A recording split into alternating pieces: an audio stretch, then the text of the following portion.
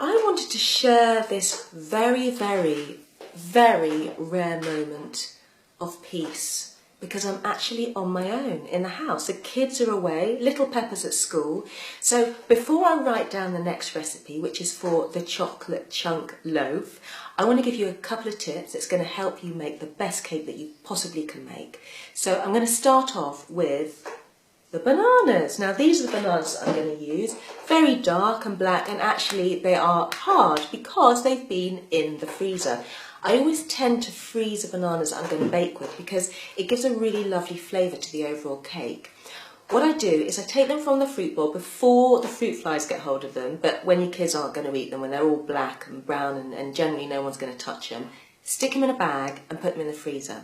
Then before you bake, just defrost them. You'll need to put them in a bowl because I get quite a lot of water that comes from them. Don't use the water, just use a banana, and what you'll find is you get a really concentrated, really intense, almost caramelly flavour that's added to your cake, and it makes it lovely. Really, really lovely, lovely tasting cake.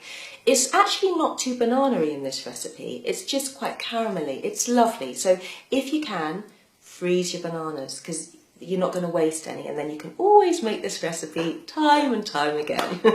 And then secondly, I want to talk a little bit about the chocolate. Use as good a chocolate as you can afford, whether you're going to use a dark chocolate, white chocolate, milk chocolate, whatever type you're going to use.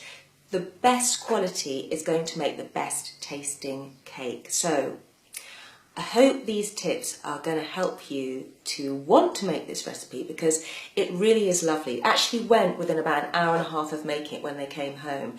It's very simple and very quick, so give it a go and happy baking.